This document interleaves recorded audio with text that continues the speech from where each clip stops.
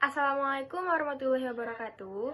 Halo semuanya, perkenalkan nama saya Nurul Aprilianti dari Fakultas Ilmu Komunikasi Program Studi Broadcasting. Kali ini saya akan mempresentasikan hasil kerja saya untuk UAS Kewirausahaan 1. Di dalam BIMSI, terdapat key activities. Yang pertama, komunikasi dengan klien. Studio foto produk juga harus melakukan komunikasi aktif dengan klien. Yang kedua, manajemen project. Mengelola proyek secara efektif adalah kegiatan penting dalam studi foto produk. Yang ketiga ada manajemen peralatan dan inventaris. Sebagai studi foto, manajemen peralatan dan inventaris menjadi kegiatan penting. Ini termasuk memastikan peralatan fotografi dalam kondisi baik. Yang keempat ada pemasaran dan promosi. Studi foto produk juga harus melibatkan kegiatan pemasaran dan promosi untuk meningkatkan visibilitas dan menarik klien baru.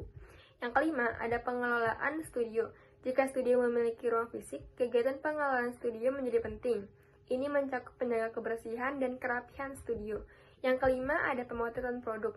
Ini adalah kegiatan utama dalam sebuah studio foto produk. Pemotretan produk melibatkan penyiapan pencahayaan yang tepat, penataan produk secara visual menarik, dan pengambilan gambar yang berkualitas tinggi. Yang keenam ada pengeditan foto. Setelah pemotretan selesai, pengeditan foto menjadi kegiatan penting. Ini melibatkan penyempurnaan dan penyesuaian gambar menggunakan perangkat lunak. Selanjutnya ada retouching. Untuk produk-produk tertentu, retouching adalah penyempurnaan visual tambahan mungkin diperlukan. Selanjutnya, ada penyusunan dan organisasi foto.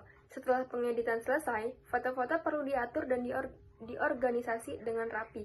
Ini termasuk memberikan nama file dan deskriptif, mengorganisir foto dalam folder yang terstruktur.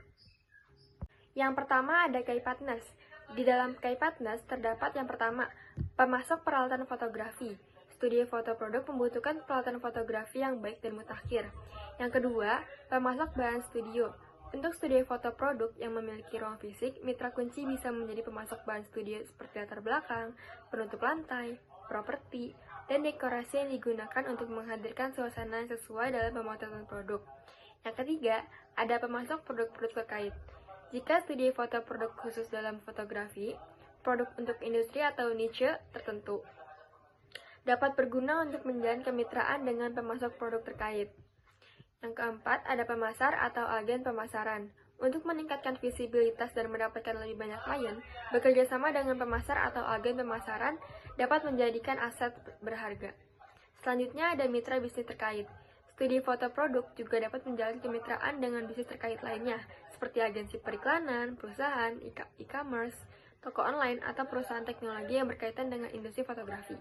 Selanjutnya yang ketiga ada key research, peralatan fotografi. Ini termasuk kamera, lensa, tripod, pencahayaan studio, penutup latar belakang, reflektor, dan aksesoris lainnya. Selanjutnya ada studi fotografi, studio fisik dengan ruang yang mencukupi, latar belakang yang sesuai, dan pencahayaan yang baik menjadi aset penting bagi studio foto produk. Yang ketiga ada perangkat lunak pengeditan foto. Sistem komputer dengan perangkat lunak pengeditan foto seperti Adobe Photoshop, Adobe Lightroom, dan lain sebagainya. Selanjutnya ada koneksi dan jaringan. Memiliki jaringan yang luas dan koneksi dengan mitra bisnis klien. Selanjutnya ada pengetahuan dan keterampilan. Pengetahuan tentang teknik fotografi, pengeditan foto, komposisi, pencahayaan, dan tren industri adalah sumber daya kunci. Selanjutnya ada keuangan. Sumber daya keuangan termasuk modal awal dan aliran kas yang stabil. Yang keempat ada value propositions. Yang pertama, kualitas fotografi produk yang tinggi. Studio foto produk dapat menawarkan hasil fotografi produk yang berkualitas tinggi dengan pencahayaan yang tepat. Yang kedua ada keahlian dan pengalaman dalam fotografi produk. Studi foto produk dengan fotografer berpengalaman dan berpengetahuan luas tentang fotografi produk dapat memberikan nilai tambah. Yang ketiga ada pemrosesan dan pengeditan video yang profesional. Studi foto produk yang menawarkan pemrosesan dan pengeditan foto yang profesional dapat meningkatkan nilai penawaran. Yang keempat ada layanan khusus dan paket yang disesuaikan. Studi foto produk dapat menawarkan layanan khusus dan paket yang disesuaikan dengan kebutuhan klien. Yang keenam ada penekanan pada detail dan kualitas produk. Dalam fotografi produk, penekanan pada detail dan kualitas produk dapat menjadi penawaran nilai yang kuat. Selanjutnya ada pelayanan pelanggan yang baik. Memberikan pelayanan pelanggan yang baik dan responsif adalah penawaran nilai penting. Selanjutnya ada kecepatan dan ketepatan waktu. Dalam dunia bisnis yang cepat, studi foto produk yang dapat menghasilkan foto produk dengan cepat dan menjaga ketepatan waktu pengiriman akan memberikan nilai tambah kepada klien. Selanjutnya ada kreativitas dan inovasi. Studi foto produk yang menonjolkan kreativitas dan inovasi dalam pemrodukan dan presentasi produk dapat menawarkan nilai tambah kepada klien. Selanjutnya yang kelima ada customer relationship. Komunikasi proaktif. Studi foto produk dapat menjalin hubungan pelanggan yang kuat dengan berkomunikasi secara proaktif. Selanjutnya ada pemahaman kebutuhan pelanggan. Penting untuk memahami kebutuhan pelanggan secara mendalam. Selanjutnya ada konsultasi dan rekomendasi. Sebagai ahli dalam fotografi, studio foto dapat memberikan konsultasi dan rekomendasi kepada pelanggan. Selanjutnya ada pelayanan pelanggan yang personal.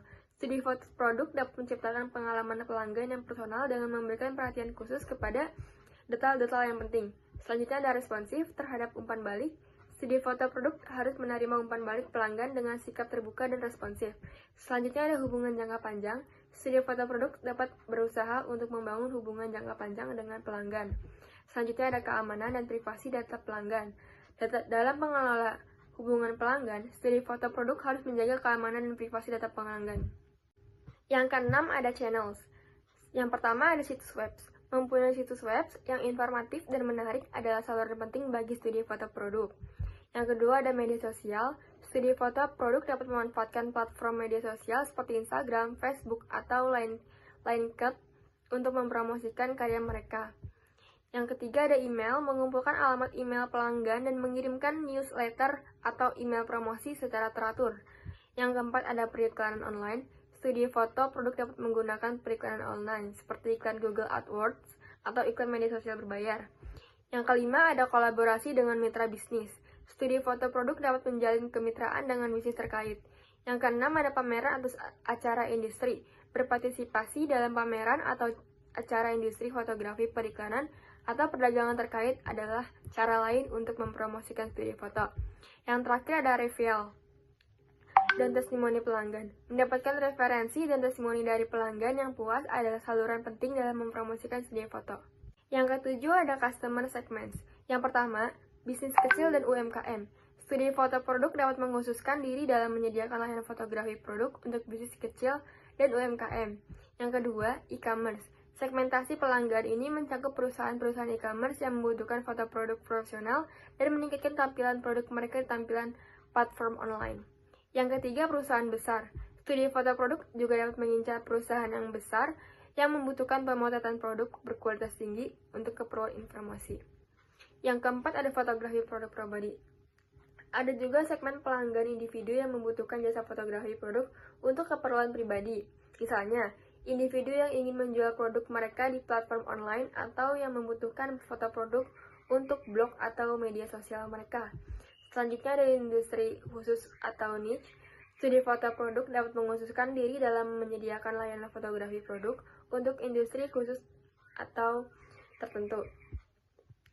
Selanjutnya ada profesional kreatif. Segmentasi ini mencakup fotografer, desainer, grafis, perancang busana, atau profesional kreatif lainnya yang membutuhkan layanan fotografi produk untuk keperluan portofolio, promosi, atau karya mereka sendiri. Yang kedelapan ada cost structure. Yang pertama, biaya peralatan. Ini termasuk pembelian, pemeliharaan, dan perbaikan peralatan fotografi seperti kamera, lensa, pencahayaan, tripod, dan lain sebagainya. Yang kedua ada biaya sewa studio. Jika studi foto produk memiliki ruang fisik yang disewa, biaya sewa harus diperhitungkan. Ini mencakup biaya sewa bulanan, deposit, dan biaya pemeliharaan atau perbaikan studio. Yang ketiga ada biaya overhead. Biaya overhead meliputi biaya listrik, air, pemanasan atau penyejuk udara, internet, telepon, dan lain sebagainya. Yang keempat ada biaya perangkat lunak. Jika studio menggunakan perangkat lunak pengajian foto atau penjajahan produk khusus, biaya lisensi perangkat lunak perlu diperhitungkan. Yang kelima ada biaya pemasaran dan promosi. Untuk mempromosikan studio foto produk dan menarik klien baru, biaya pemasaran dan promosi harus diperhitungkan. Ini meliputi biaya iklan online. Yang keenam ada biaya tenaga kerja. Jika studio foto produk memiliki karyawan atau fotografi tetap, biaya gaji dan tunjangan harus diperhitungkan. Ini termasuk upah bulanan. Selanjutnya ada biaya pelatih dan pengembangan. Untuk mempertahankan kualitas dan keterampilan yang relevan dalam industri fotografi, biaya pelatihan dan pengembangan perlu diperhitungkan. Ini mencakup biaya kursus, workshop, seminar, atau pelatihan lainnya untuk fotografer dan staf studio. Selanjutnya ada biaya perizinan dan lisensi. Studi foto produk perlu memperhitungkan biaya perizinan dan lisensi yang diperlukan untuk menjalankan bisnis. Ini termasuk biaya perizinan usaha, lisensi perangkat lunak, dan lain sebagainya. Selanjutnya ada biaya pengolahan situs web.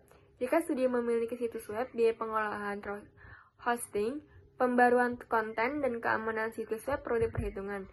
Selanjutnya ada biaya operasional lainnya.